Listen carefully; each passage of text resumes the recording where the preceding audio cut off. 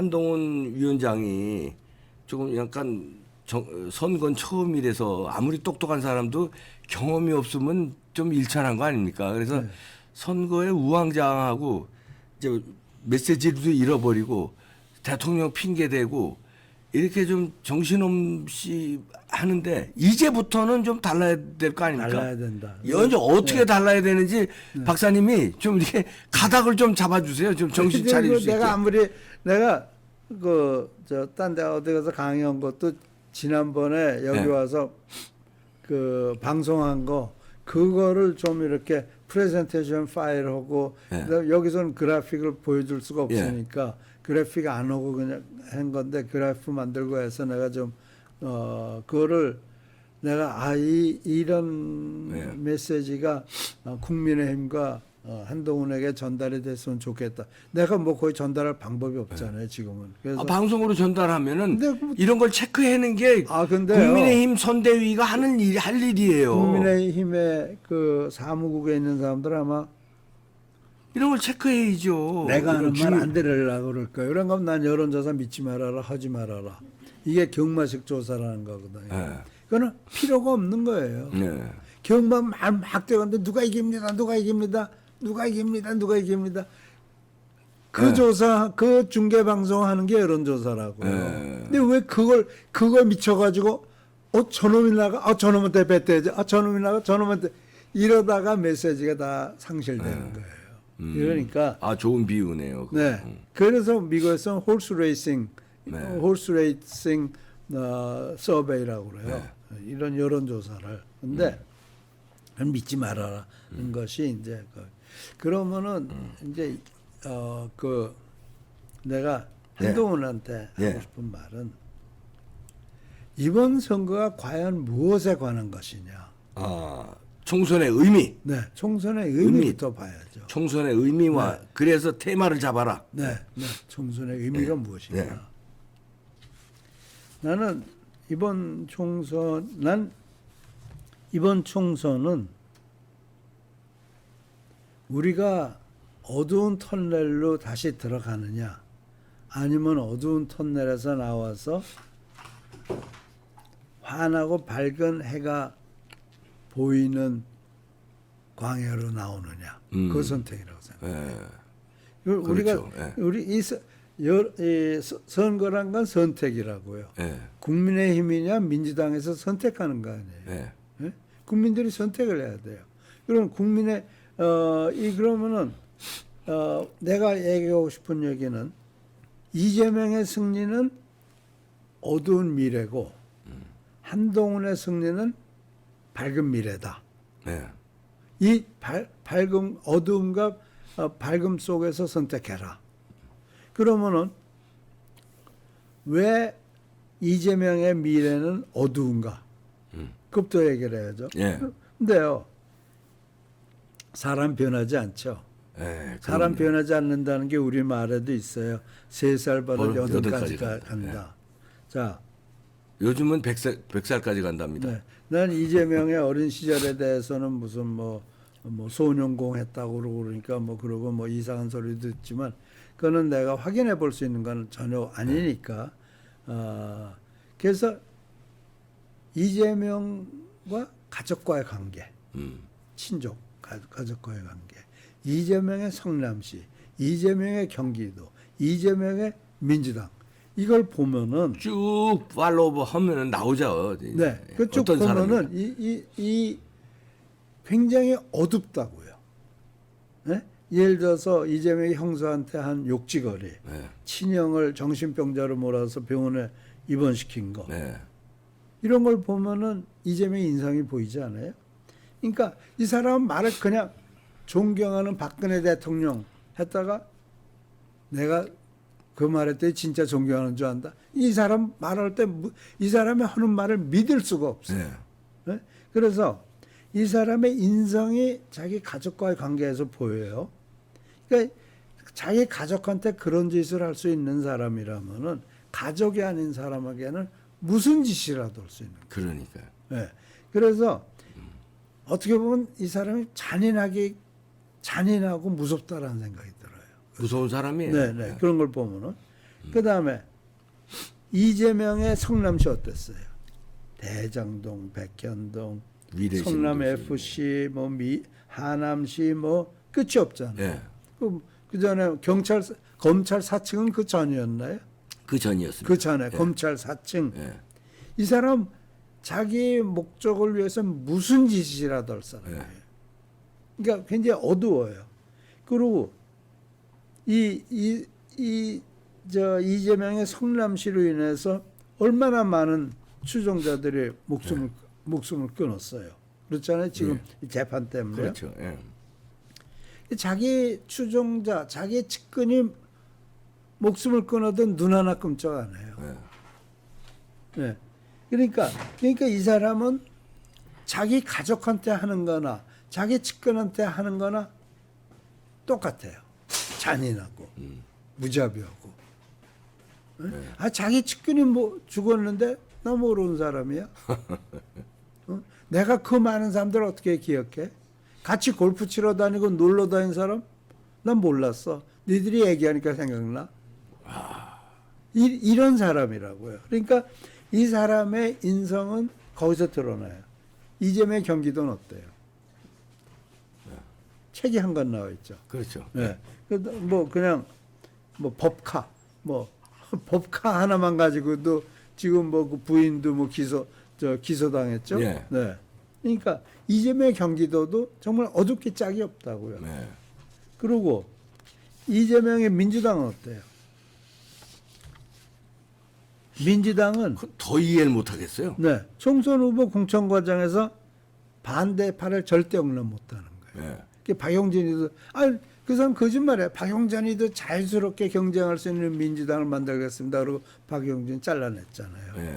그러니까 이게요 굉장히 위험하다는 게 뭔가 하면 반대파와 공존하는 것이 민주주의예요. 그렇죠. 네. 민주주의는 다양성을 인정하는 거예요. 당내 다양한 목소리가 있어야 되는 거예요. 근데 반대파를 절대 용납 못 하잖아요. 그러니까 민주주의의 가장 기본을 짓밟는 사람이 이재명이에요. 근데 이 사람이 당을 이렇게 정말 독재도 이런 독재가 없어요. 네. 그렇게 하는 사람이 국회를 또 대한민국을 민주주의적으로 운영한다? 그건 상상할 수가 없죠. 에이, 그건 그거는 상상할 수가 말이 없는 안 거예요. 되죠. 그래서 아마 집권을 하게 되면은 민주당 내에서 반대파를 숙청한 것보다도 더 무서운 숙청 바람이 불 거예요. 네. 옛날에 전두환이가 삼청교육대 했다는 그거에 비교가 안 되게 무섭게 아마. 아니 그거는 저 깡패들 네. 저 삼청교육대에 보낸 거죠. 네. 이거는 정치하는 사람들을 그래서 지금 현재 이 민주당 내에서의 이재명이 하는 정치 행각을 보면은 이 사람은 정말 위험한 사람이고 이 사람은 독재를 할 사람이고 무슨 짓을 할지 모르는 사람이에요. 그래서 이재명의 국회와 이재명이 지배하는 국회와 이재명의 대한민국은 굉장히 어두워요. 그러니까 이재명은 어두운 그림자를 던지는 사람이에요. 그리고 그 사람이 그 그림자에 비춰진 대로 갔을 때는 완전히 깜깜한 세상이 되는 거예요. 그래서 그것이 이재명의 미래예요. 근데 한동훈은 사실은 굉장히 투명하잖아요. 살아온 삶 자체가 투명한 사람이에요. 그리고 모든 것이 다 비춰져요. 그리고 한동훈이가 지금 사실 가장 호감도도 높고 가장 유력한 차기 주자로 돼 있어요.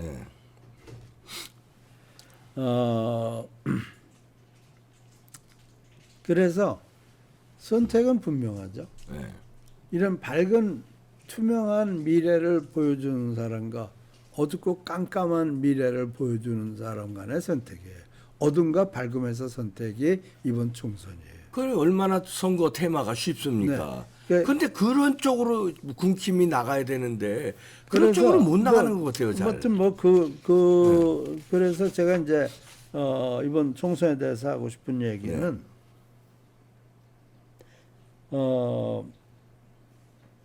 또 한 가지가 있어요.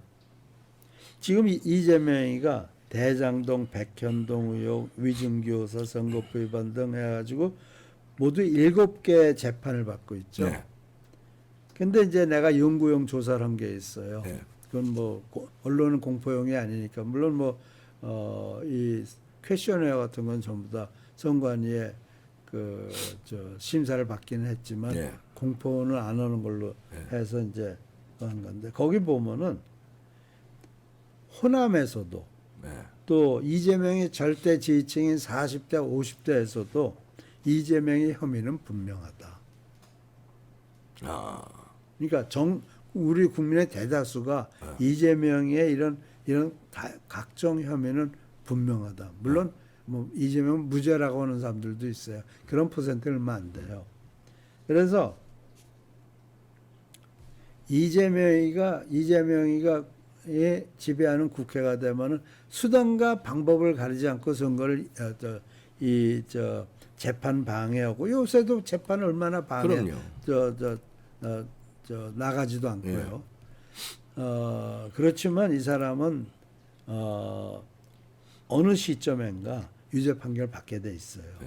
그러면 정치 지도자로서의 생애는 끝나게 돼 있는 거예요. 그러니까 지금 이재명 어떤 수단을 써서라도 재판을 지연시키려고 그러고 있는 거거든요. 그렇지만 이재명은 위에도 얘기했듯이 굉장히 위험하고 어두운 과거를 가졌고 어두운 미래를 던질 사람이에요.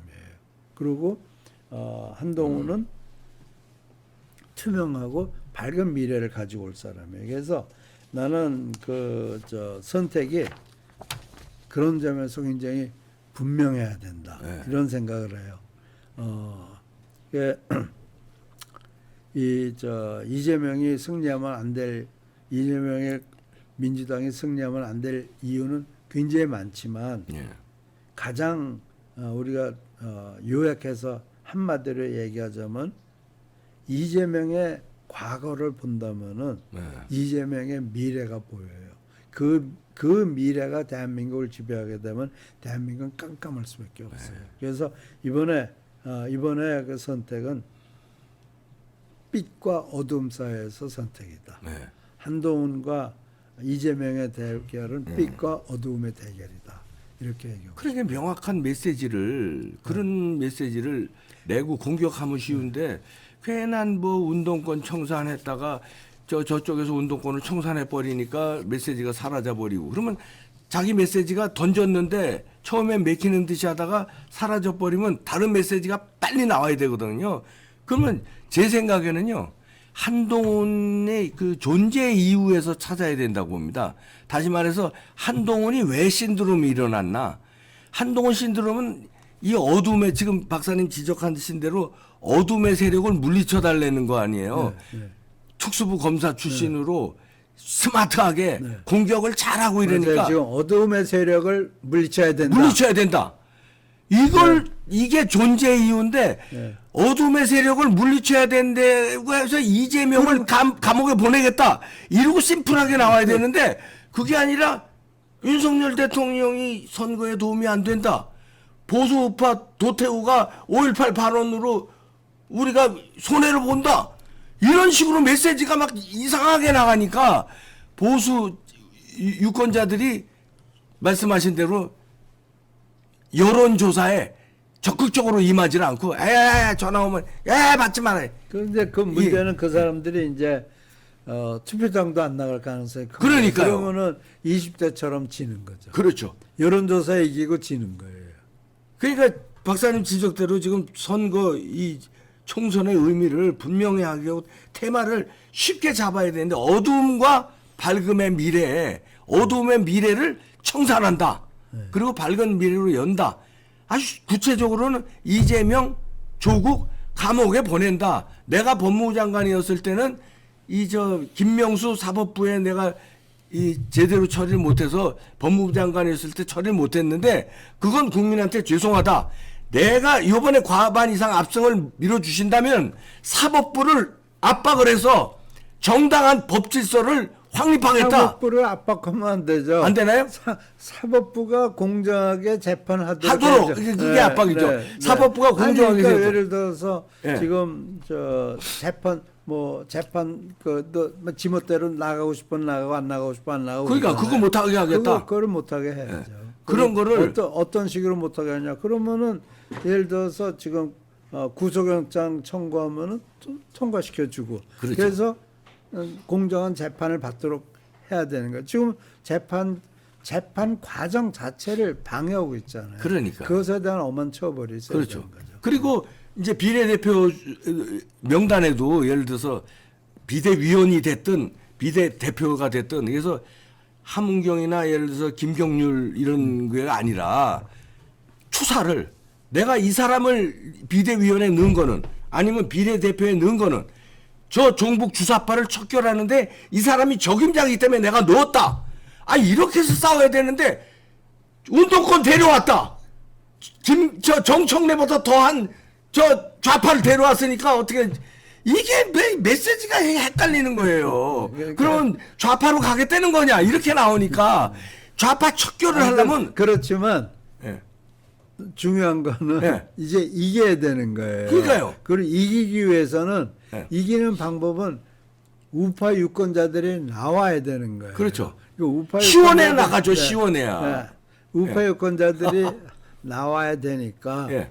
우파 유권자들이 투표장에 나오게 하기 위해서는 무슨 말을 해야 되느냐는 것을 내가 지금 얘기해주고 있잖아요. 예, 그러니까요. 네, 그래서 그렇게 해야죠. 네, 그리고 사실은 이 선거에서 뭐 여기서 한번 얘기를 한 거지만 네. 지난번에 가장 중요한 것은 말이 아니고 주머니를 채워주는 거예요. 예. 네, 주머니.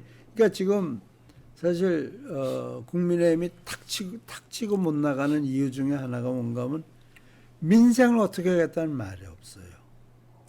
그러게요. 거기에 분명한 메시지가 없는 것 민생을 어떻게 하겠다는 말이 없어요. 그래서 민생에 대해서 이게요.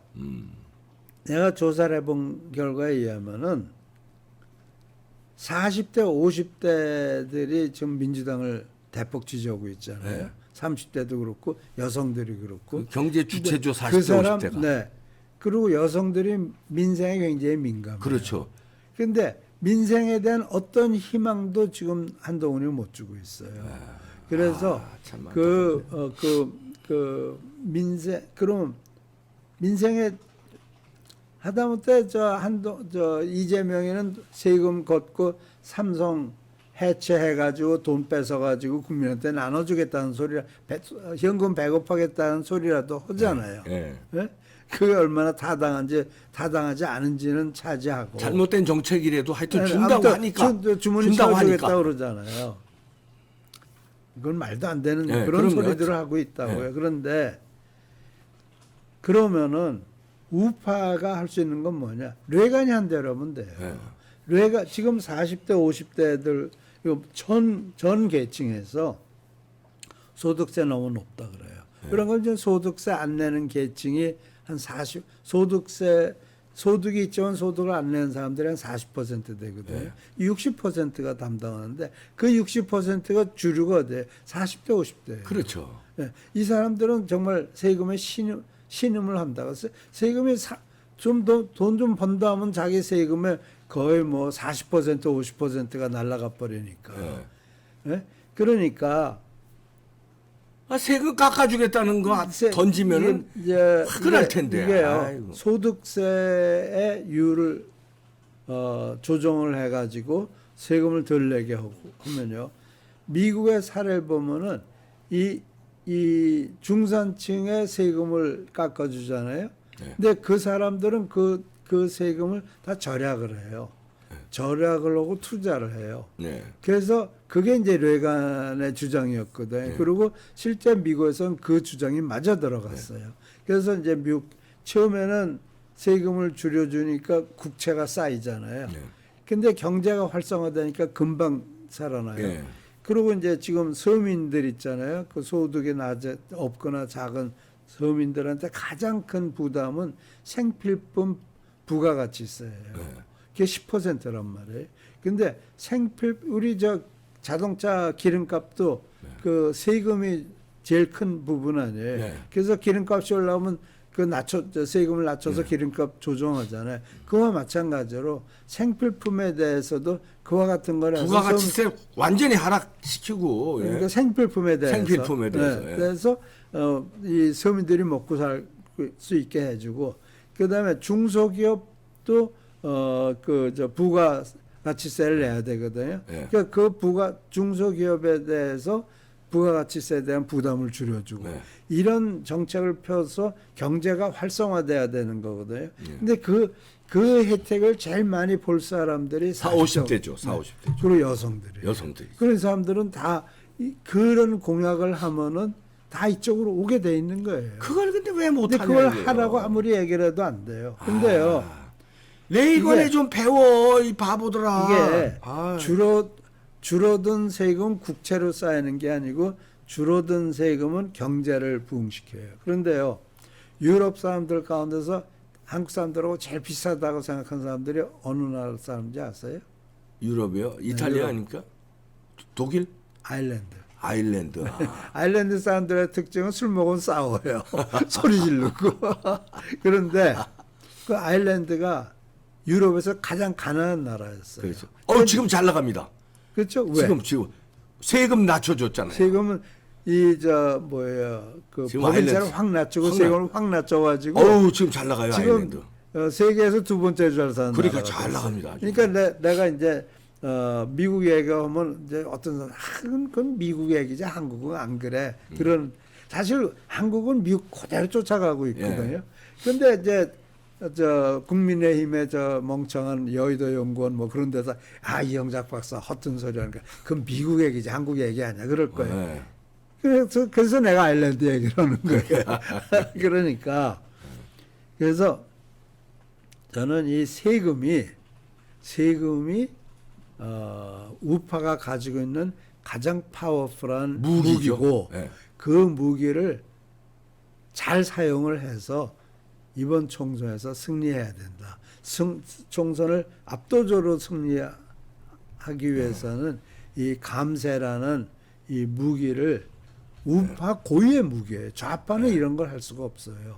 좌파는 항상 세금 올려서 나눠 먹는 게 좌파고 우파는 세금 줄이고 정부 작게 하고 하는 것이 우파의 메시지라고요. 근데 지금 40대 50대 여성들은 세금에 시달리고 있다고. 그 시달리고 있는 거를 걷어주면 경제가 활성화되고 활성화된 경제로 인해서 쌓인 국채는 금방 간단한데. 갚아지는 거예요. 무기를 써라 좀 제발. 왜 그래서, 무기를 안 써? 그래서 밝음과 어두움의 대결이고 한동훈과 이재명의 대결은 밝음과 어두움의 대결이고 또 이 한동훈은 이 감세라는 정말 막강한 무기를 가지고 있다. 그래서 감세 정책에 대해서 과감하게 얘기를 하면은 이번 총선은 우리가 확실하게 승리할 것이다. 이렇게 지금이라도 늦지 않았습니다. 지금이라도 큰 거 한 방 터뜨려서 전세를 확 뒤집어서 이 무기를 막판에 전략 무기를 팍 쏟는 거예요. 세금 감세 정책을 빵 내놓고 어둠의 세력을 청산하겠다. 이러면 시원해서 다 그냥 투표장으로 아까 말씀하신 대로 보수 우파하고 뭐 중도 투표장으로 다 몰려갈 거 아닙니까? 답답하게 그러지 마시고 자 지금 안 늦었어요. 우파의 무기 사용하고 어둠을 청산하겠다. 테마 두 개로 그냥 빵빵 가면 됩니다. 정리해 주시죠. 네. 뭐 됐죠? 정리 잘 하셨네요. 아니 이영작 박사님이 우리나라 선거 전략의 1인자예요. 좀 말 좀 들으세요. 참 답답해 죽겠네. 나. 1인자라고 그러면 사실 내가 좀 부끄럽거든요. 아니 제가 평가하기는 거니까 제가. 그런데 이 국민의힘과 한동훈 대표가 정신을 차리게 하기 위해서 내가 1인자라 그래도 반박은 안 하고. 아니 제가 저 석사과정 박사과정 때 우리 박사님의 그 논문 같은 거 공부를 많이 했어요. 아주 1인자입니다. 선거 전략에. 여기서 맞추죠. 알겠습니다. 이영작 박사였습니다. 감사합니다.